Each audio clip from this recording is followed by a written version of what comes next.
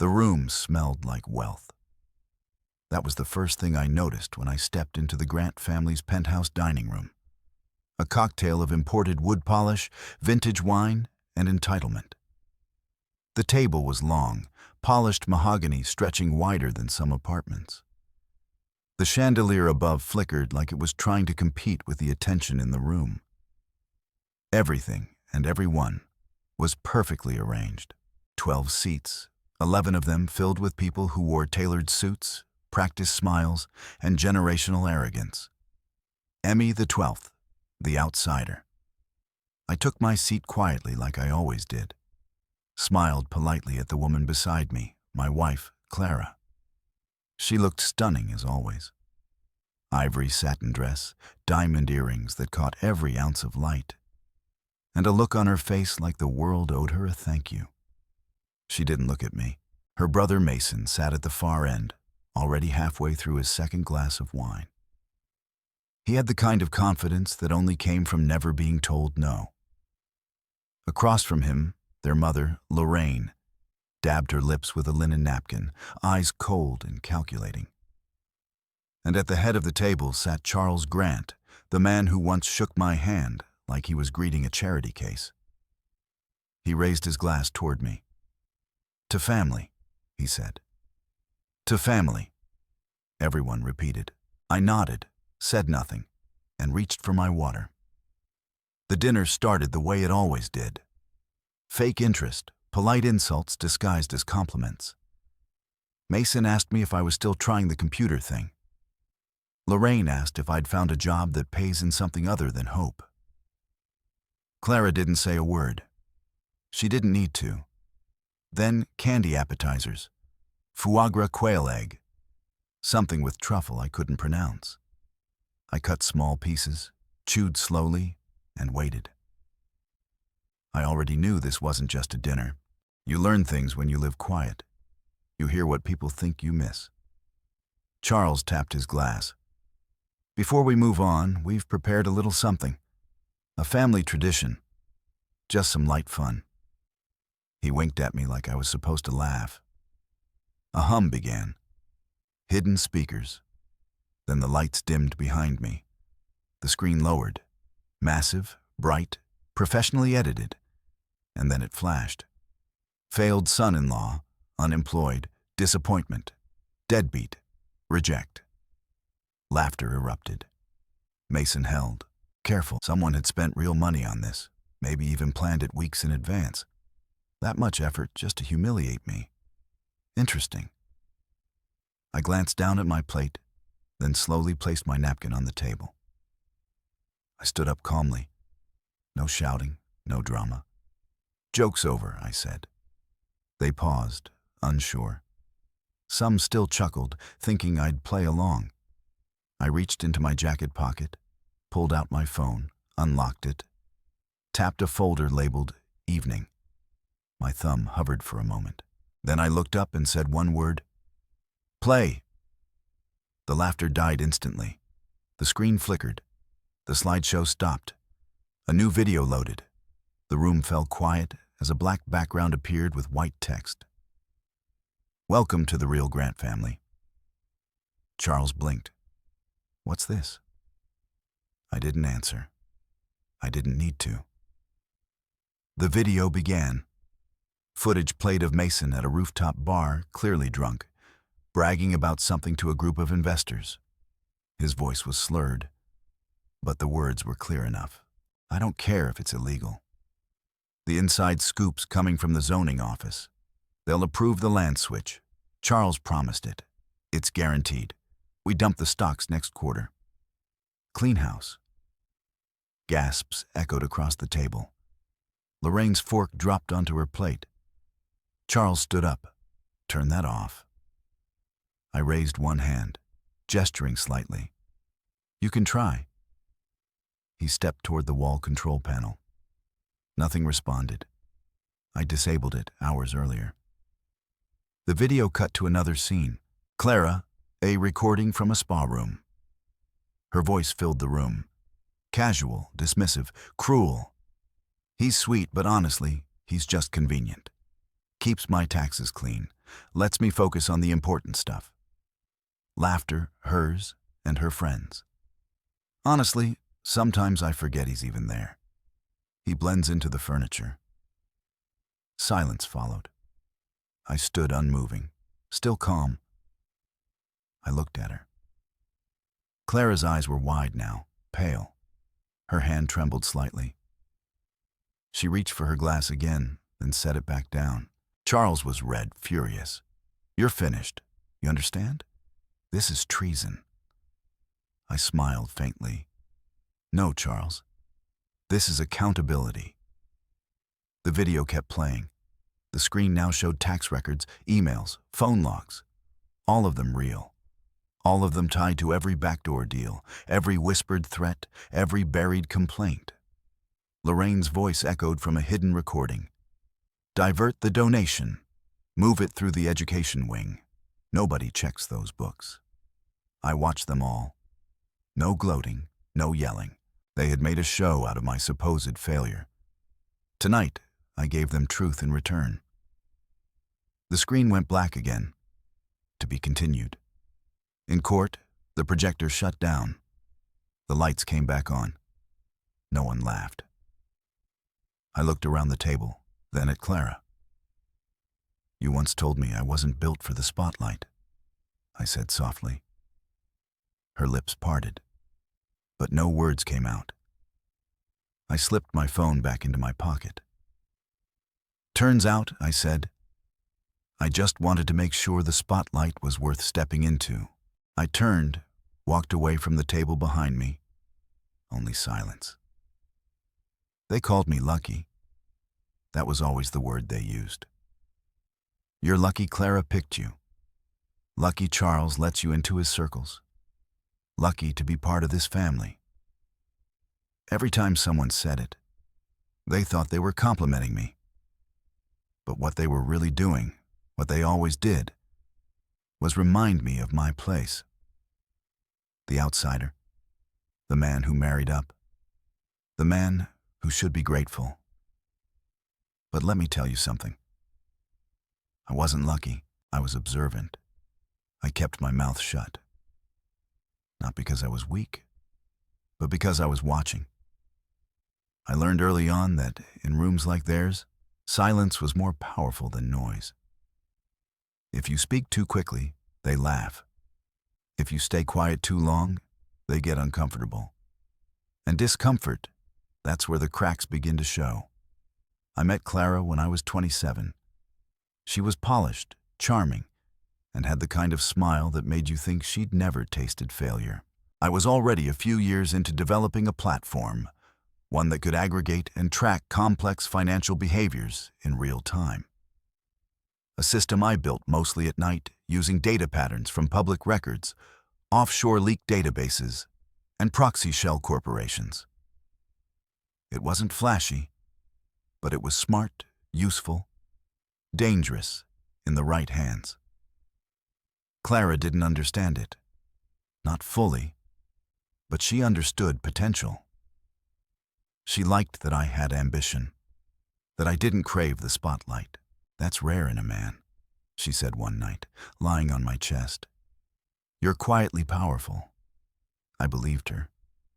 She introduced me to her family a few months later, and that was when I realized how the grants operated. Smiles like shark teeth, compliments wrapped in threats. They tested people the way you test a dog to see how much it'll take before it bites. The first test came early. Charles invited me to a fundraiser. Said it was casual. I showed up in a blazer and tie. Everyone else wore tuxedos. I was laughed at before dessert. "Oh, he's modest," Lorraine had said, fanning herself. "It's endearing, a little humble background flair." I smiled. I always smiled. But something shifted inside me that night. I realized I wasn't supposed to fit in. I was supposed to stay grateful, small, forgettable. And for a while, I played along. I worked during the day, met with clients in secret, wrote code until my eyes burned. At night, I let Clara complain about her mother's expectations about how hard it was to be the face of a legacy. I listened, held her hand. I never interrupted. She didn't know I'd already secured seed funding from an overseas firm. Didn't know I'd signed an NDA with a military contractor who wanted access to my algorithm. Didn't know I was licensing my tech to a foreign financial regulator who wanted to track dark money across borders. And why would she? She never asked. The more time passed, the more Clara began to treat me like furniture. Present but background. She'd go to social events without telling me, saying things like, "It's just business. You wouldn't enjoy it." When I offered to come anyway, she'd tilt her head and say, "You don't have to prove anything. Just relax, love." But what she meant was, "You don't belong in those rooms." One night, I overheard her on the phone with Mason. She didn't know I was in the study, headphones off, working late. Her voice. He recycled the same passcodes for years. Charles had a burner phone that he kept in his office drawer, third from the top. I never touched it, just mirrored the data. I didn't need revenge then. I just needed clarity. Years passed. My company grew quietly. My name was buried beneath shell entities and holding companies. I had partners who spoke for me, lawyers who fronted deals. My goal wasn't fame. It was insulation. Clara never asked why I stopped checking her calendar. When she reached the back, there was a photo of Clara and me on our wedding day. Only my face had been scribbled out with red ink. Everyone laughed. I laughed too. That was my last performance. That night, I walked down to the shore alone and stared at the water. I remember thinking not about leaving, but about exposing them. I didn't want to fight. I wanted a mirror. I wanted them to see themselves the way I saw them. So, I got to work. I called Turner, my old roommate from MIT. He worked cybersecurity now, contracting with 3-letter agencies. We met for drinks, and I laid it out. He didn't even blink. "About time," he said. "Let's burn their world clean." It took months to gather everything. I didn't just want to catch them saying cruel things. I wanted the kind of evidence that held weight, legal weight, ethical violations, financial misconduct, recordings, transfers, manipulations of charitable donations, insider trades, land swaps with forged signatures. Everything they mocked me for, it was projection. And Clara, she was the worst of them all. Not because she lied, but because she believed her own story. That's what made me smile at dinner when they played that slideshow. When the words failed, Soon-in-Law lit up in bold white letters because in that moment, I realized they had no idea what I had become. They still saw the man in the corner. But that man didn't exist anymore. What sat at the table that night was something they had created without realizing. Their cruelty, their jokes, their snide looks. They gave me a purpose sharper than any ambition. And the best part, they handed me the stage. I just chose the script. You know what people never say out loud? That money is theater. That the wealthy don't just live, they perform. And no one played the roles better than the Grants. To outsiders, they were American royalty. Charles Grant, the iron-willed real estate magnate who built his fortune on strategic vision and underpaid labor. Lorraine Grant, former pageant queen turned philanthropic powerhouse who knew how to write a check with one hand while stabbing a rival with the other. Mason, the golden boy, spoiled into oblivion, handed titles and power like birthday balloons. And then there was Clara, their glittering daughter, Harvard-educated, featured in magazines as one of Boston's most eligible women. Picture perfect, poised, polished. They were the kind of family that donated to causes just in time for tax season. The type who smiled for press cameras while quietly pulling permits that crushed affordable housing projects. You wouldn't know it by looking at them. That was the point. I was the blemish on their portrait, the accidental brushstroke they tried to paint over. Charles never hid it.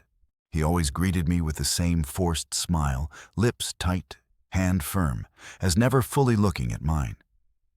He called me pal, champ, son, in the way someone calls a waiter boss. Every interaction was rehearsed, clipped, calculated, like he was ticking a social box by acknowledging my existence.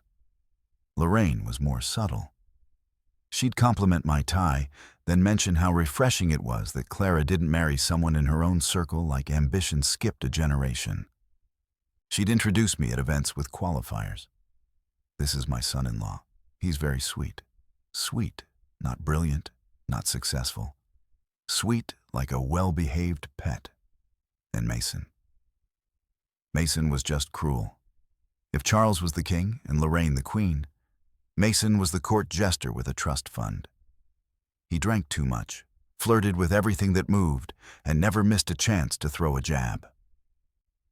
Hey, computer guy, he'd call me even after I bought him a signed Macallan bottle for his birthday. Fix my Wi-Fi, will you? Everyone laughed. I smiled every time. Clara, of course, said nothing. Sometimes she'd reach for my hand when it got too obvious, but only gently, like pacifying a child about to cry.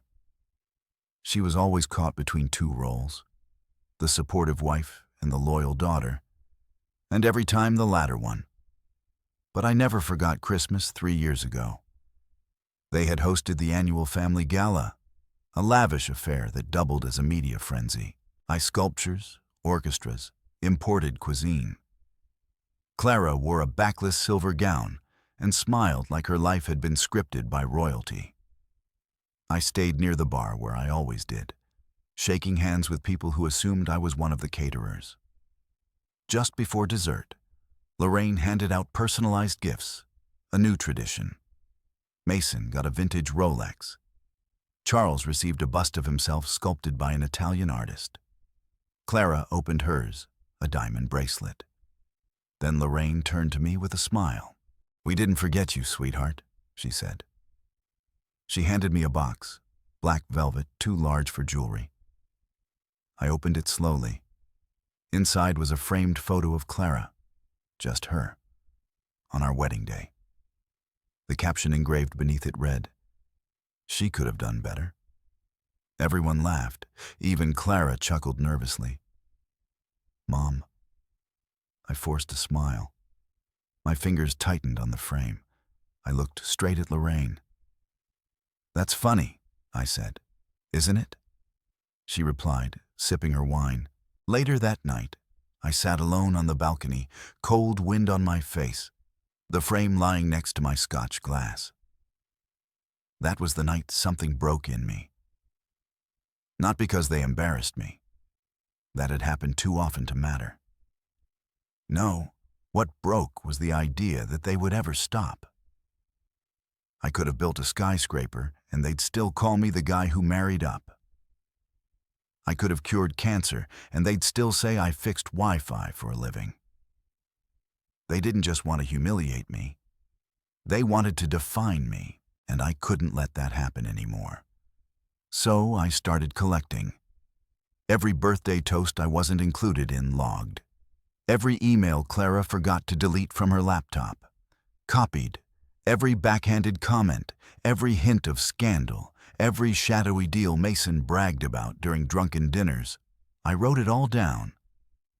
I became an archivist of their arrogance. At first, it felt petty, vindictive. But then I saw the patterns. The bribery hidden under donations, the foundation money rerouted to offshore accounts, the internships Mason handed out to women he later ghosted, Clara's backdoor dealings with her father's legal team, making sure our prenup had contingencies that favored her in case I ever made real money.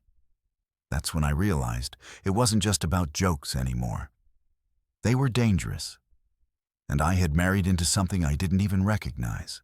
You see, people like the Grants believe they're untouchable because for so long they've been right. They throw parties with senators, play tennis with judges, donate to both sides of a political campaign.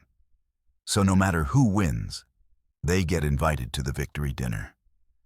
They don't fear consequence because they've never seen one stick until now.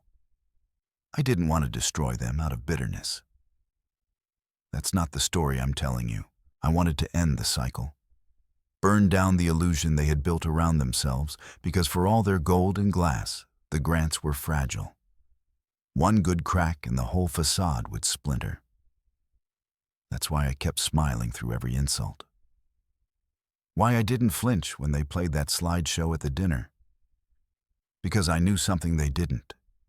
I knew the curtain was about to fall. They thought they were performing. But I was the one writing the final act. And the audience, oh, I made sure it would be wide. Reporters, investigators, quiet enemies waiting for the grants to slip. All of them have been fed breadcrumbs for months. Clara once said I was too slow to rise. She didn't realize I was just building the foundation deeper than she could ever imagine. The thing about golden families, they're beautiful to look at from afar. But if you get too close, you'll realize it's just gold leaf over rust. And me, I was done pretending not to see it. The invitation came in the middle of a Wednesday. Subject line, formal family dinner. Celebrate with us. Sent by Clara. Polished language. Sentences that looked like they'd been scrubbed through a PR team before she hit send. The kind of message where the font is just as pretentious as the people behind it. I read it twice, then once more, slower. Celebrate with us was a funny phrase when it came from a woman who hadn't kissed me good morning in months, who kept separate bank accounts, a separate social calendar, and if I was reading her eyes correctly, a separate life altogether. The invitation wasn't random. It wasn't spontaneous. It was bait.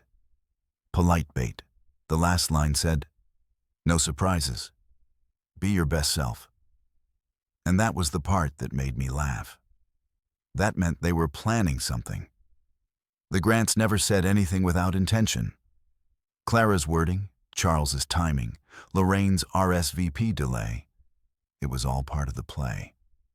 They wanted to put on a performance and needed me to show up and sit in the seat labeled punchline. I accepted instantly. No hesitation. I replied with, "Wouldn't miss it for the world." But they weren't the only ones preparing. 3 days before the dinner, I met up with Turner in a small Korean restaurant downtown. No suit, just jeans, a hoodie, and a look in his eyes, like he already knew what I was going to essay. Turner had spent the last 6 months embedding tracking code into the digital shadows the grants left behind. Mason's texts, Clara's emails, Lorraine's server at her foundation, Charles's real estate deal history. Nothing was safe. Not when you knew where to look, and we did. See, the thing about power, it makes people lazy. They forget how exposed they are. They assume if they delete something, it's gone. If they say it behind a closed door, it's safe. But the world doesn't work like that anymore. The truth leaves trails, digital ones. And I had every one of theirs cataloged, time-stamped, backed up, and triplicate. My folder was titled, "The Truth About the Grant Family." It had taken me years, and now the stage was set. 2 days before the dinner, I drove out to the edge of town, to an office park that looked abandoned. It wasn't. Hidden inside was a secure server Turner controlled. There we uploaded everything.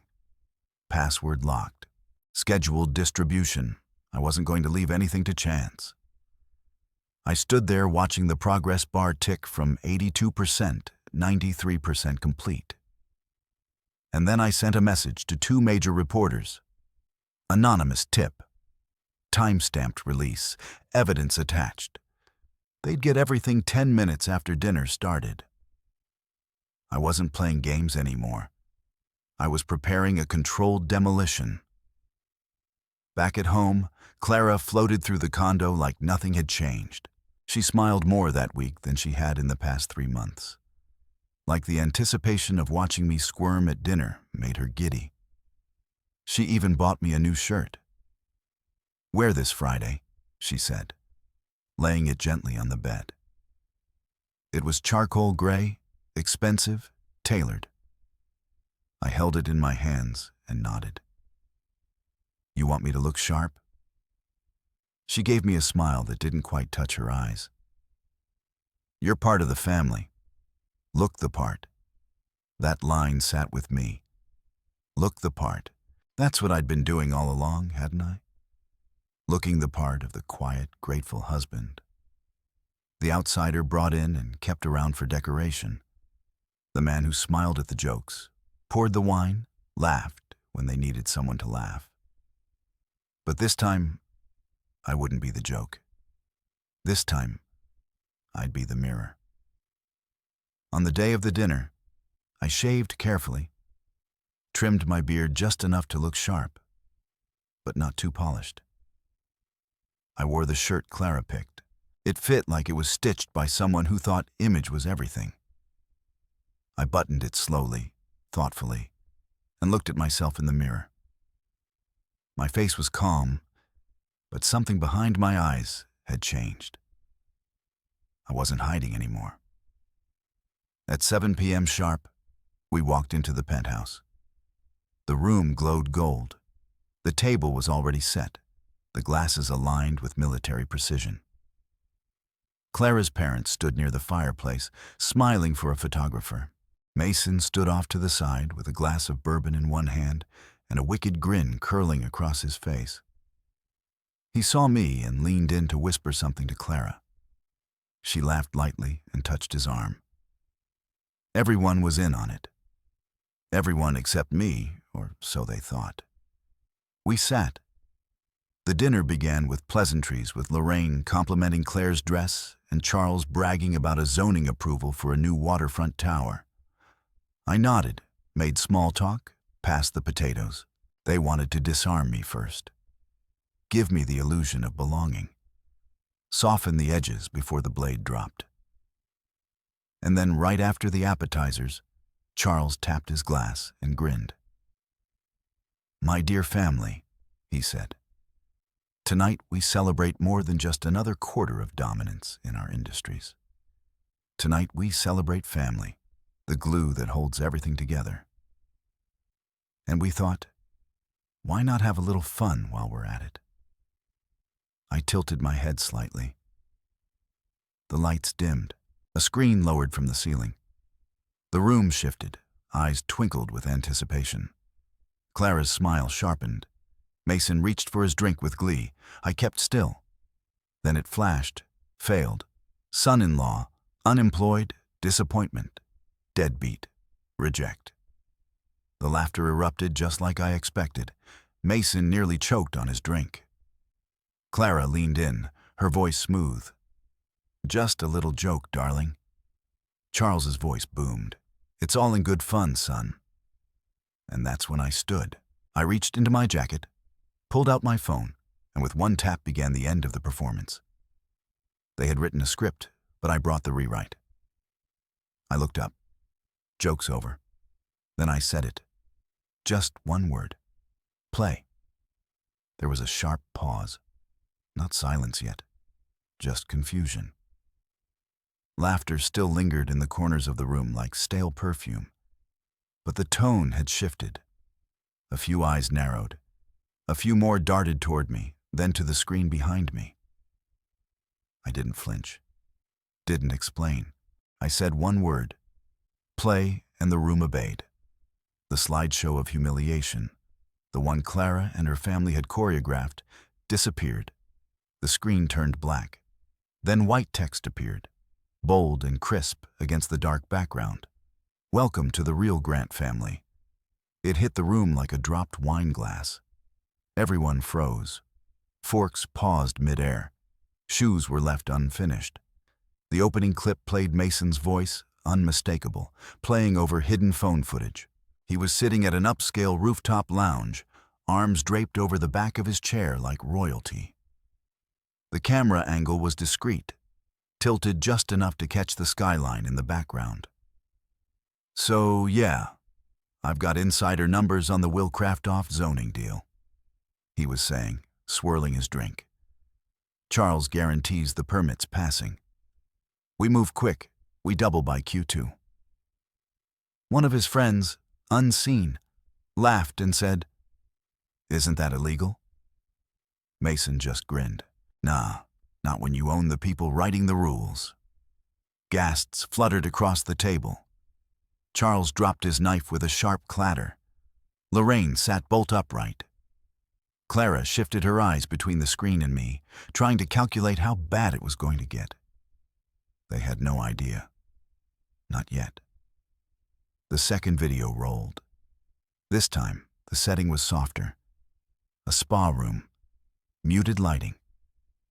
Clara's voice came first. "I mean, look, he's sweet, but he's basically invisible." A second woman laughed. Her friend may be one of those surface-deep types who called everything iconic. Clara continued, completely unaware she was being recorded. "He's a good tax write-off. Quiet, loyal, boring. I can't have a real power couple life with him, but I can have balance, you know."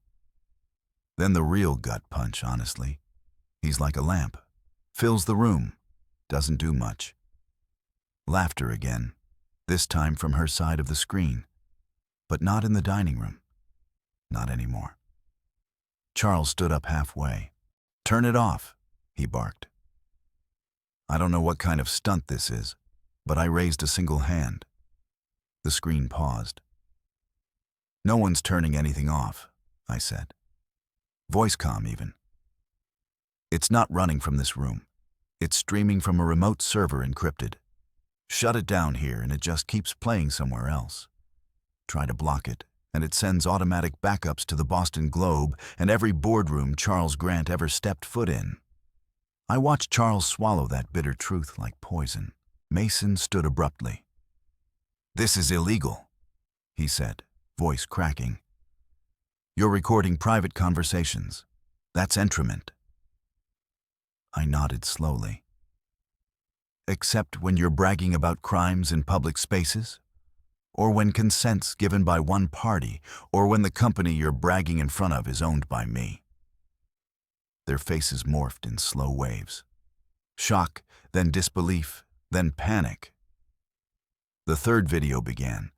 A slideshow of documents, transaction records, fake charitable filings, off-the-books foundation expenses. Lorraine's name appeared in nearly every line item. The audio picked up her voice from a dinner party diverted through the children's literacy wing. Nobody audits the kids. The screen faded momentarily. Then came a voiceover from a female narrator.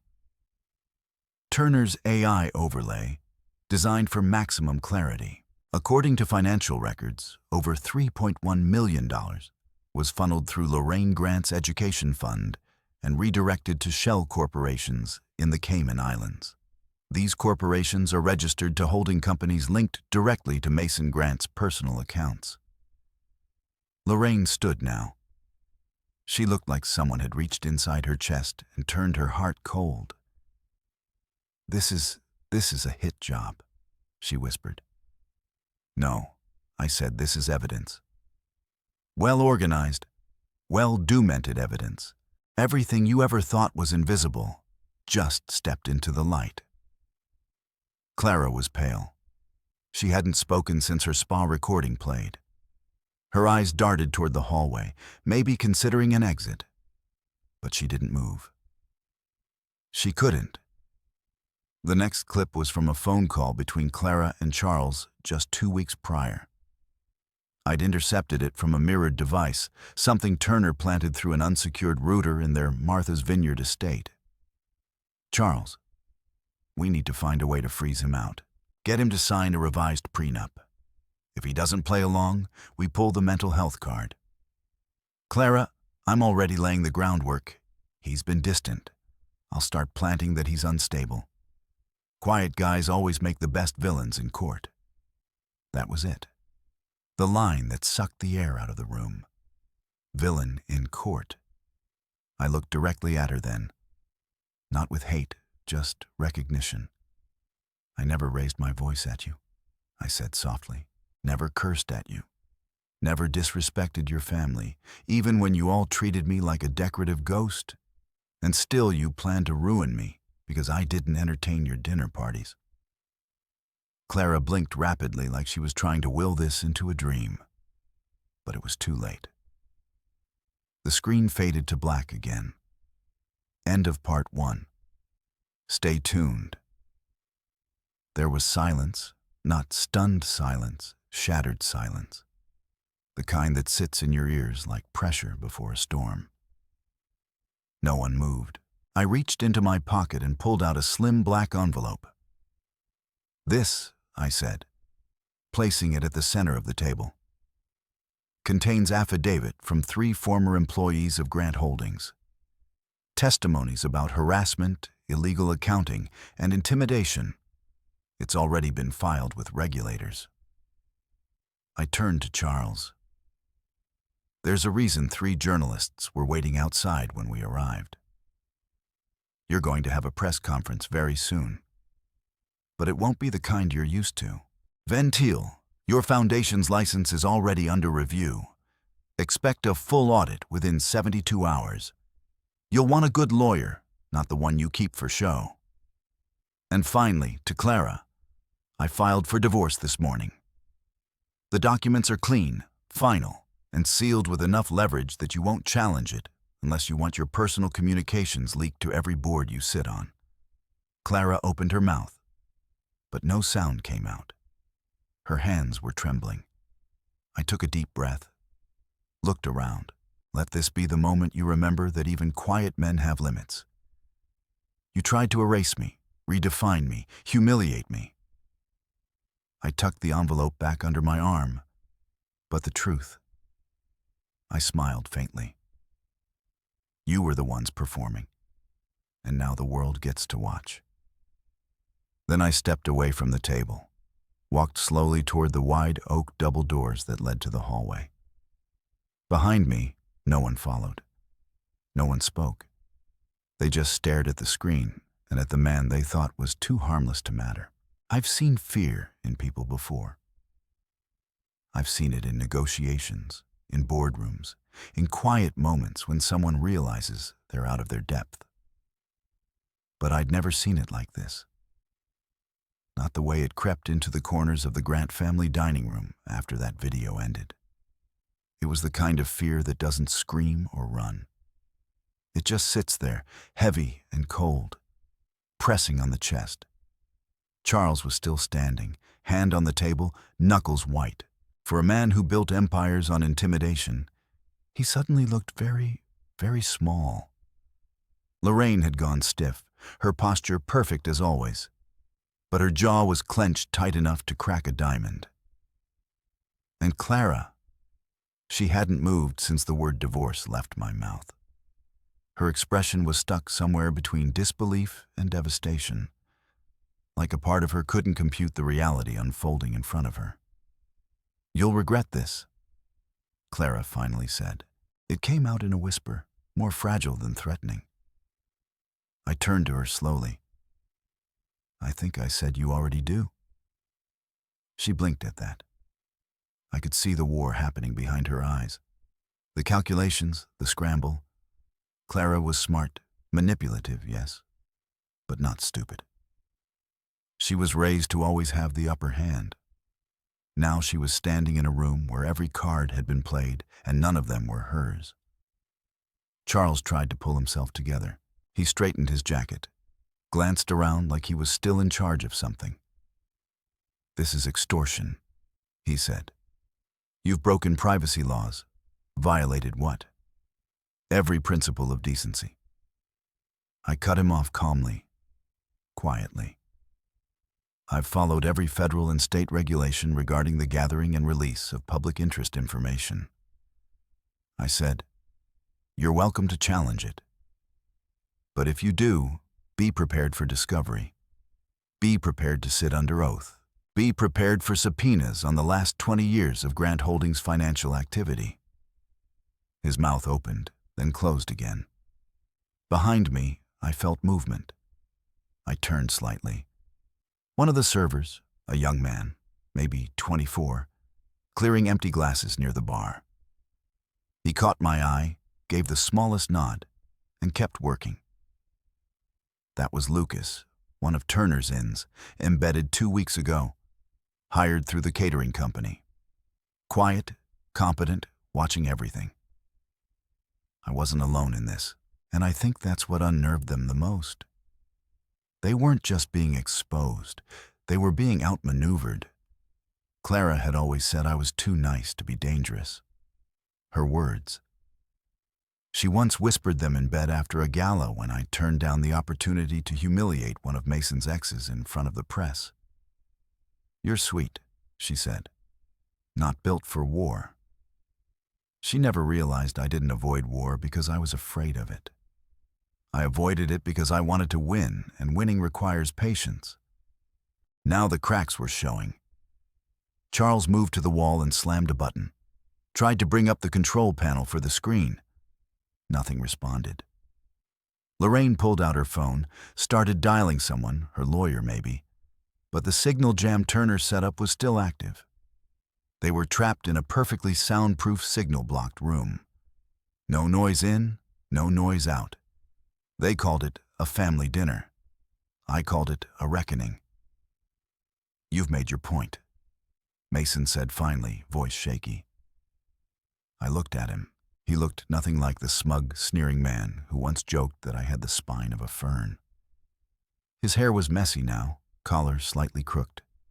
His hands, once steady with bourbon and bravado, now trembled faintly at his sides. "I haven't made anything yet," I said. "This wasn't performance art, Mason. This was just the start. The hard drives are in federal hands now.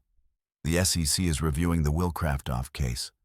The City Ethics Board has your bribery confession. And the Boston Globe has a press package ready to publish at midnight." He staggered back a step. "You think this makes you better than us?" Lorraine hissed. "No, I said it just makes me done pretending you were ever better than me." She stood up, spine straight as a steel beam. "We gave you everything." "You gave me humiliation," I said.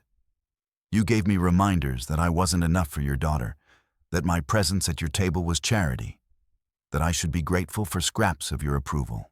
I took a slow breath, let the words hang. "But what you didn't realize," I continued, "was that your arrogance was the blueprint. You taught me exactly where your weaknesses were because you were proud of them. You laughed too loudly, bragged too openly, mocked too confidently. You showed me everything I needed to see. And now here we are." Clara finally stood. Her voice cracked as she said, "You really hate me." That stopped me for a second. I turned toward her fully, met her eyes, and I didn't feel hate. I felt something else colder, older, like dust on a locked door. "No," I said. "I don't hate you. That would require me to still care." She flinched like I'd slapped her. I wanted to feel something about that, but I didn't. The silence returned, stretching long across the room. Then Charles spoke again, his voice lower now, like he was trying to reach some diplomatic middle ground. "What do you want?" I smiled, not kindly. "Nothing," I said. "Not a cent, not a house, not your daughter. This isn't blackmail. This is exposure. The truth doesn't ask for favors. It just demands to be seen." He nodded slowly, as if he was only now understanding that there wasn't a negotiation left to make. I started walking toward the door again, then paused. "Oh, by the way," I said, turning around. "The footage you watched tonight. That was only part 1. Charles stiffened. "There's more?" Mason asked. I shrugged. "Let's just say if I were you, I'd start making apologies while they're still optional. I walked to the door this time, uninterrupted. Lucas stepped aside with the tray in his hands and murmured, "They never saw it coming." "No," I replied, pulling open the heavy wooden door. "They never thought I was watching." And with that, I stepped into the hallway, leaving the Golden family to crack, shatter, and fall apart from within. Silence is funny. Most people think it's peaceful, calming, serene. But that behind the thick doors, I knew they were still frozen, watching each other, questioning everything, because that's what happens when people are exposed. They stop being a team. They start being suspects. I heard nothing from them for about 2 minutes. Then came the first raised voice. Charles barking orders like he still owned the room. Lorraine yelling for someone to call their PR firm. Mason cursing loud and sloppy, blaming Clara. And Clara, she was quiet, which told me she was thinking, calculating. Unlike the rest of them, she wasn't a screamer. She weaponized silence better than anyone. But I'd already taken her favorite tool and turned it against her. The elevator opened. I stepped inside and pressed the button for the lobby. Just before the doors closed, I saw the reflection in the polished panel. My own face, still calm, still composed. But behind my eyes, there was something new. Something final. The elevator descended slowly, floor by floor. I could have taken the express, but I didn't. I wanted those extra seconds, the quiet between storms. When the doors opened at the ground level, the scene had already started shifting. The lobby was no longer just polished stone and designer lighting. It was now a stage. 2 black SUVs were parked at the curb. One of them carried agents from the State Ethics Commission. I recognized their badges. Turner had given them everything they needed, packaged with a bow. A couple of journalists from the Boston Ledger were already standing by the security desk. They didn't see me. Not yet. That was fine. I walked out like any other man leaving a late dinner. No security, no dramatics, no handcuffs on me. I was never the one on trial. But the cracks were widening above me. I could feel it. I slipped into a black car parked across the street. Lucas was already in the driver's. Mason had turned over a chair. Charles was pacing with a phone in one hand, shouting at someone who clearly wasn't giving him the answer he wanted. Lorraine sat like a statue, stiff and pale, as if decades of rehearsed elegance had finally collapsed under the weight of reality. And Clara. She was sitting at the end of the table, her hands folded in front of her, staring down at the untouched wine glass. Her shoulders didn't move. Her lips were pursed, not trembling, still composed. But her eyes, they were the only thing that betrayed her. Wide, red-rimmed. Not from tears, from being outplayed. Turner's voice buzzed through the car speaker system. Press releases are dropping now. Channel 6 just ran the Willcraft off tape. Grant holding stock is down 7 points and falling. I nodded once. "Keep the feed running," I said. "Record everything." Lucas pulled out onto the street, and I didn't look back, because this wasn't about watching them fall. This wasn't about basking in their ruin. It was about clarity. See, people always ask me why I stayed quiet for so long, why I let them mock me, diminish me, treat me like an accessory to their world instead of a man with a world of his own. And the truth was, I didn't just stay quiet to survive. I stayed quiet to build, to prepare, to see who they really were when they thought I wasn't watching. The next morning, the fallout began in full. Front pages, online headlines, social media storms, lost in elite exposed. The Grant family scandal, insider trading, embezzlement, and betrayal. Inside the collapse of a dynasty, Charles's company was already being audited by noon. Lorraine's foundation had its non-profit status frozen pending investigation. Mason's private accounts were locked for suspicious offshore activity. Every board Clara sat on was re-evaluating her position in light of new information. They scrambled, released statements, hired new lawyers, blamed old staff, tried to plug the dam with vanity and influence. But the cracks were too deep. By the end of the day, Clara's face was on every screen. Not because she was beautiful, but because she had become the symbol of the lie. And still, she didn't reach out.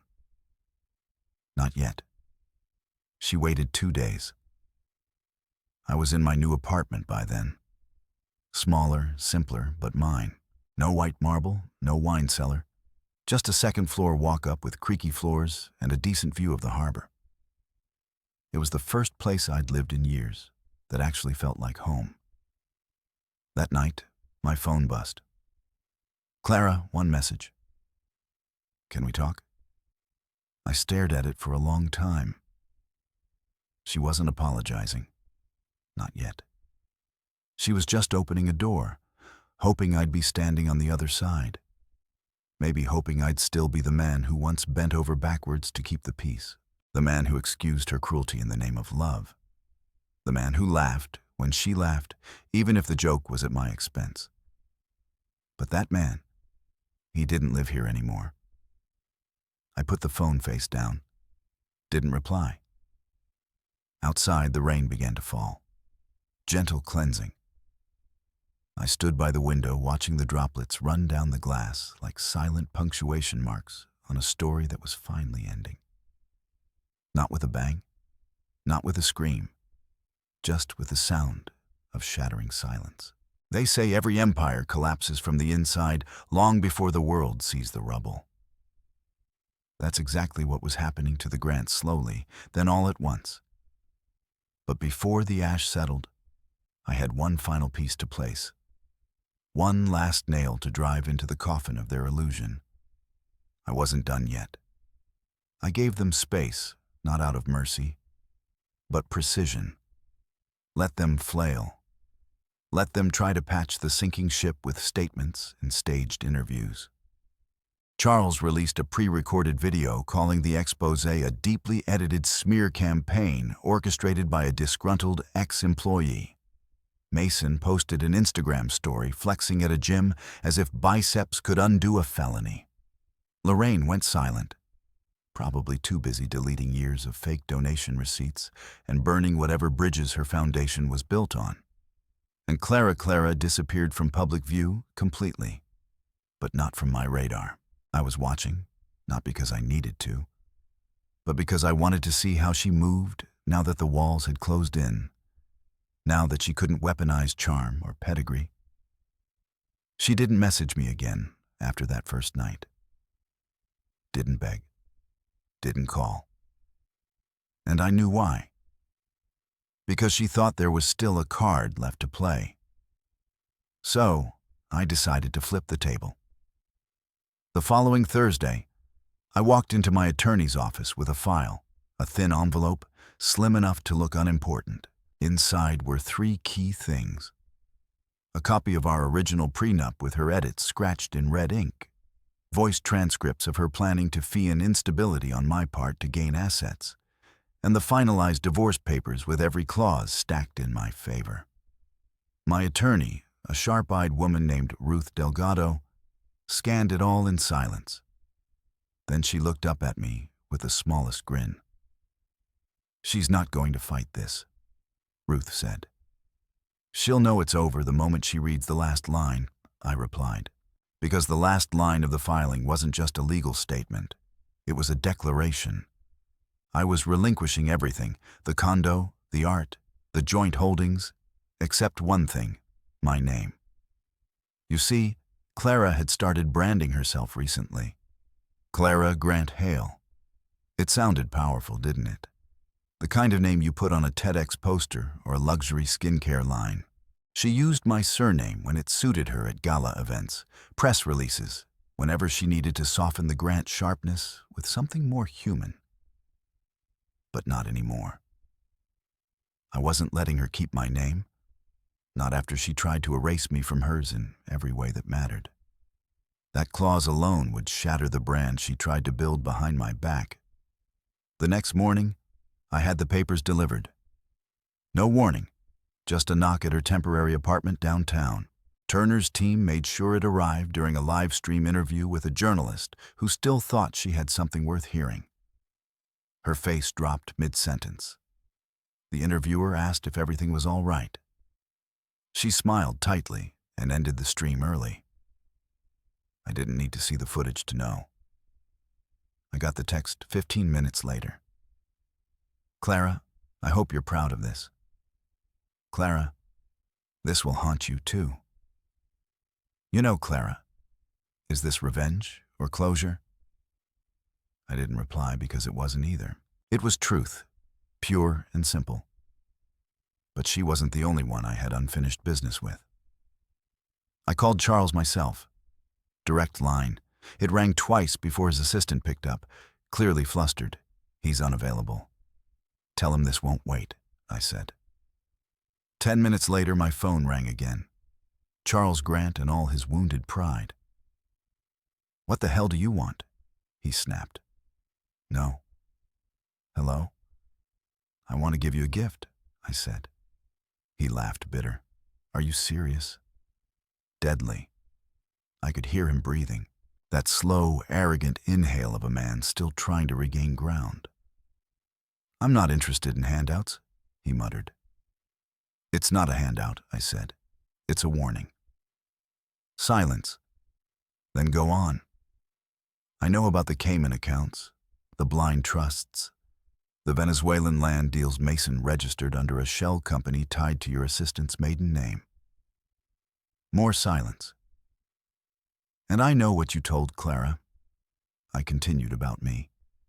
About setting me up as unstable, about framing me to protect your name.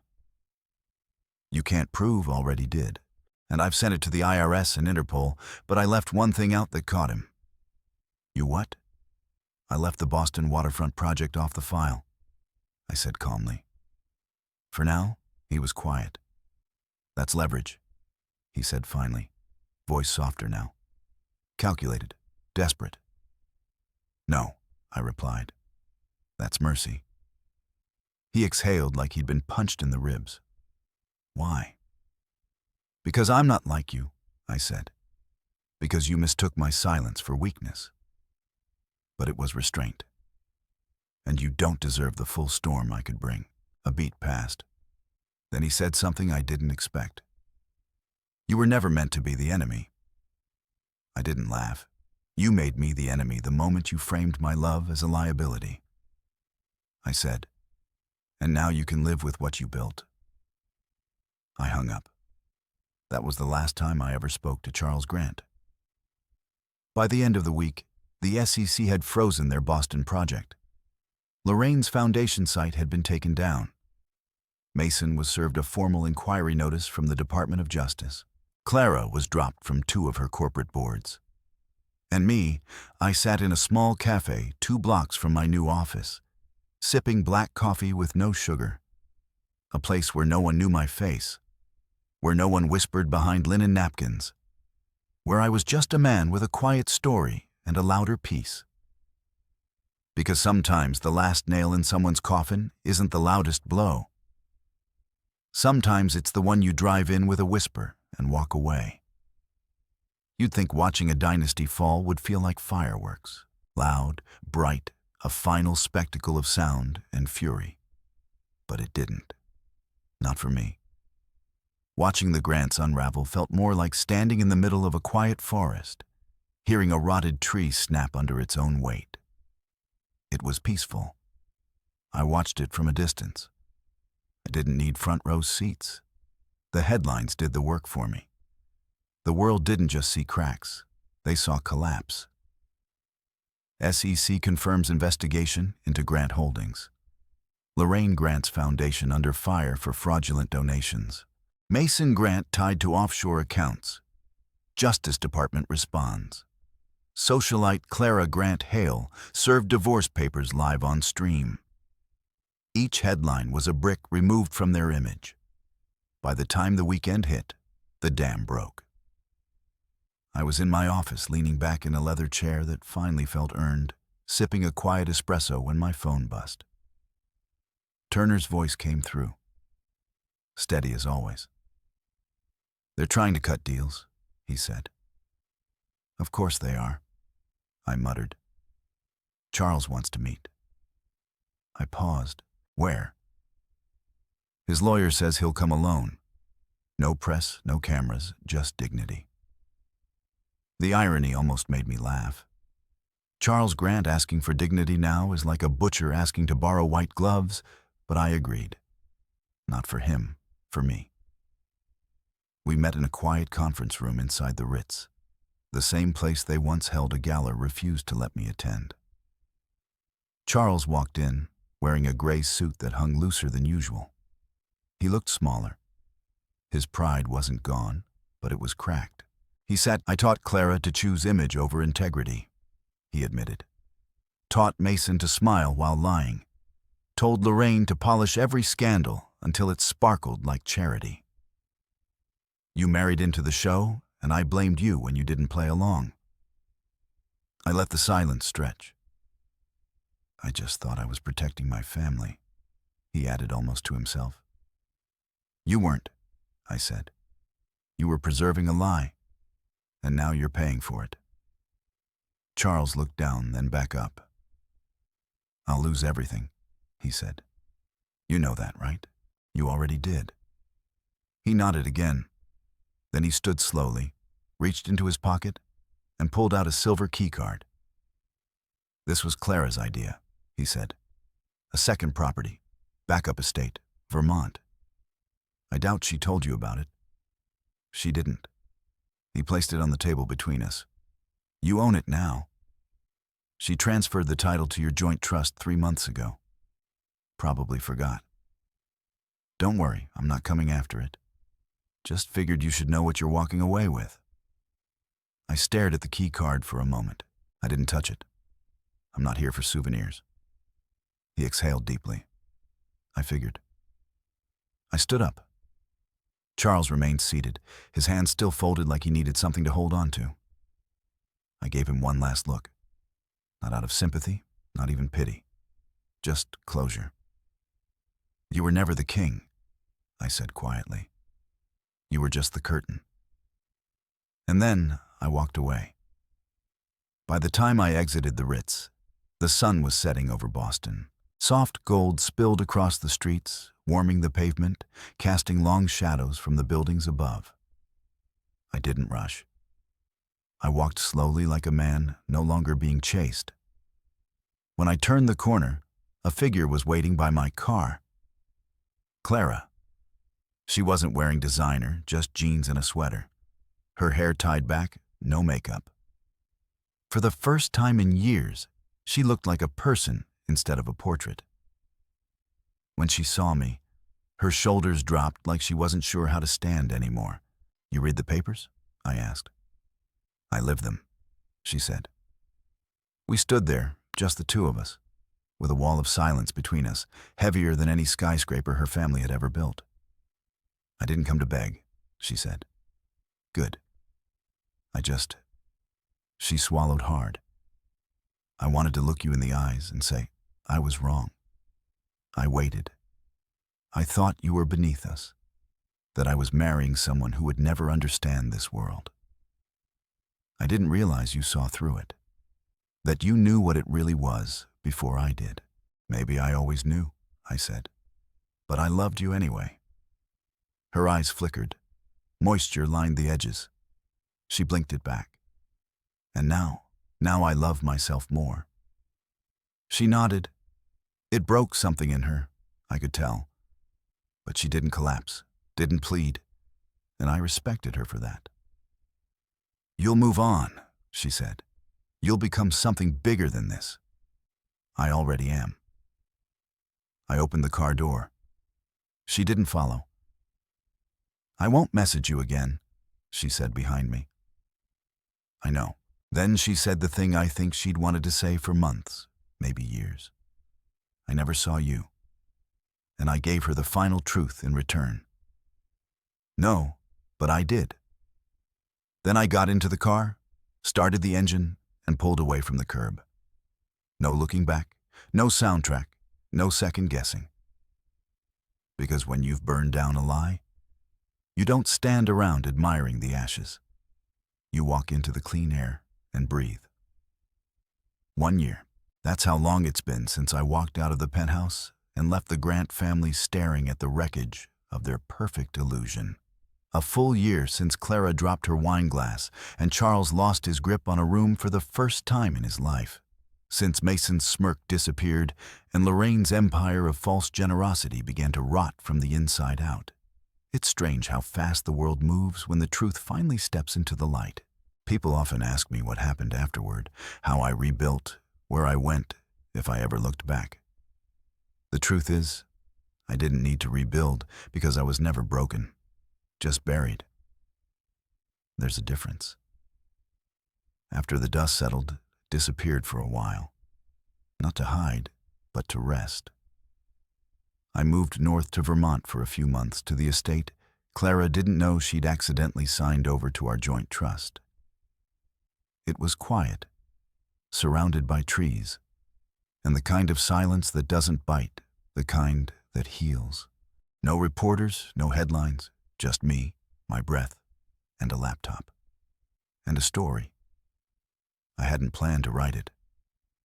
But one morning, I sat by the fireplace, staring at the bare walls, and the words started pouring out of me like water through a cracked dam. I wrote everything, the jokes, the betrayals, the silence, the strength I had to find in the shadows. It wasn't anger that drove the pages. It was clarity. I called the book The Man They Tried to Erase. Not out of spite, but truth, because for years, that's what they tried to do. Rewrite me into something smaller, easier to dismiss, something they could laugh at without consequence. But the more they tried to erase me, the more permanent I became. I finished the manuscript in 4 weeks. Turner read it first. He called me at 3 a.m. after finishing it in one sitting. "You don't need revenge," he said. "You've already outlived the lie." We published it under my name, full, unedited, unfiltered. No ghostwriters, no corporate polish, just my voice. It debuted modestly. But something happened. People began to read it, not just because it was juicy, but because they saw themselves in it. People who had been minimized, undervalued, mocked for being quiet, for not shining in the ways others expected. People who were erased, not because they were weak, but because they made the powerful uncomfortable. The book went viral. Bookstores sold out in days. Book clubs dissected it. Therapists recommended it. And before long, a publisher reached out for a second printing. Then a third. Then the tour invites came. Podcasts, panels, speaking engagements. Not because I was chasing fame, but because people were hungry for proof that dignity could survive destruction. And me, I didn't become a celebrity. I became a mirror. And people were finally ready to look. That's when I launched my firm, Reclaim Capital, a venture capital company dedicated to underdogs. The overlooked, underestimated, undervalued people like I used to be. Artists, engineers, teachers, single parents, janitors, visionaries. Too quiet to be seen by loud investors. I didn't just invest in their ideas. I invested in their fire. Our first year, we funded 22 startups. 15 became profitable. 3 landed international licensing deals. 1 IPO'd last month. That one started by a dishwasher named Elijah, who built a water purification system from scrap metal in his garage. People laughed at him until I didn't. Reclaim Capital is more than a company. It's a movement. It's proof that you don't need a last name etched into granite or a penthouse on Beacon Street to be powerful. You just need a chance. And I became the man who gave those chances. Funny, isn't it?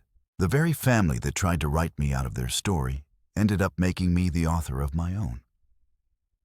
As for Clara, she never messaged again after that night on the curb. No lawsuits, no interviews. She disappeared from the public eye, retreated into quiet living. I heard whispers. She moved to Colorado, started volunteering at a local shelter, went back to school for counseling. Maybe she's finding herself. Or maybe she's hiding from what she saw that night. Not in the footage, but in me, and the man she didn't recognize anymore. Charles was indicted last fall. Fraud, bribery, conspiracy. Mason made a deal, testified, got a lighter sentence. Lorraine's foundation was permanently shut down. A former employee took over its mission, rebuilt it under a new name, and this time the money actually went to children who needed it. Every empire has its reckoning, but not every survivor becomes stronger from it. I did, and I'll never apologize for that. Today I stood in front of a theater packed with 2,000 people. I was the keynote speaker at a conference on resilience and reinvention. I wore a plain black suit. No designer label, just confidence. The crowd stood when I walked out. Not for fame, not for flash, but for truth. And when the lights dimmed and I stepped to the podium, I said the first words that came to my heart. There was a time I thought silence was the safest place to live. That if I just stayed quiet, if I smiled and swallowed enough insults, I'd eventually earn their respect. But I learned something. Silence isn't safety, it's strategy. And eventually, strategy becomes strength. They leaned in, because the people who tried to erase you, they don't know that shadows are where legends are born. Thunderous applause, not for revenge, but for rebirth. Afterward, a young man approached me backstage. I added, placing a hand on his shoulder, "They can't erase what's written in fire."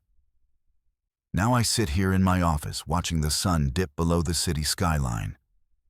My phone buzzes with messages, offers, invitations. But I let them sit because I don't need the noise. I have peace now. And that's the loudest victory of all. Before I lock up, I open my private files. One folder still remains. The original. The truth about the Grant family.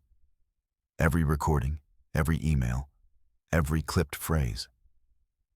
I hover over it for a moment, and then I delete it, not because I've forgotten, but because I've forgiven myself. Clara was right about one thing long ago. I wasn't built for the spotlight. I was built to outlast it. They tried to erase me, but all they did was underline me. And now I write my own story, one word at a time.